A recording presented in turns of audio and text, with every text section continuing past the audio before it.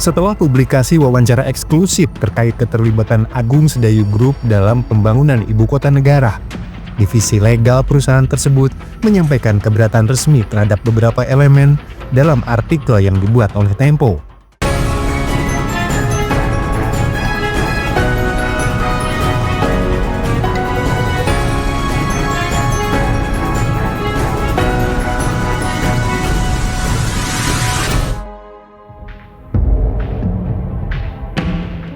Menurut Aguan, ia dan para Taipan tak bisa menolak permintaan Jokowi agar menanamkan uangnya di IKN.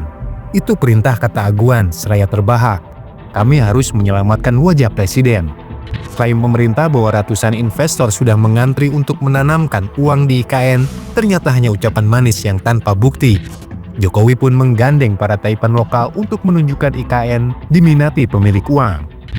Aguan melalui Agung Sedayu memimpin konsorsium Nusantara berinvestasi di IKN hingga 20 triliun.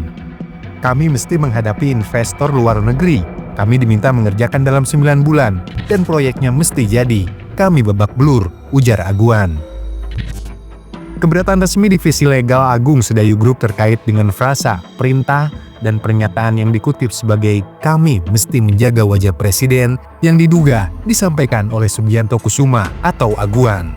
Dalam hak jawab yang dikirimkan, divisi legal menyatakan bahwa Sugianto Kusuma atau Aguan tidak pernah mengucapkan kalimat tersebut.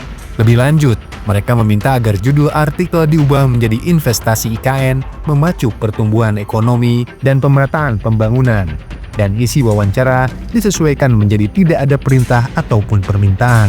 Tetapi investasi IKN dilakukan setelah melihat lokasi dan ternyata memiliki prospek jangka panjang. Namun, redaksi Tempo setelah melakukan verifikasi ulang terhadap rekaman wawancara, memastikan bahwa perkataan yang dimuat dalam artikel tersebut adalah akurat berdasarkan prinsip jurnalistik. Redaksi memutuskan untuk tidak mengubah judul maupun isi artikel karena dinilai telah sesuai dengan fakta dan pernyataan yang direkam dalam wawancara tersebut.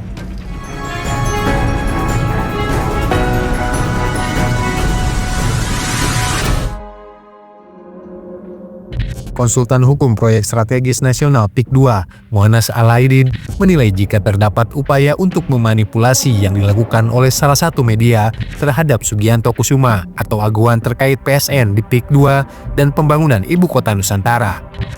Mu'annas mengungkapkan sebuah kekeliruan besar terjadi dalam wawancara di media tersebut pada 8 Desember 2024. Terkait respons Aguan berinvestasi di IKN, Mu'annas berpendapat bahwa kutipan tersebut tidak utuh dan keluar dari konteks yang sebenarnya.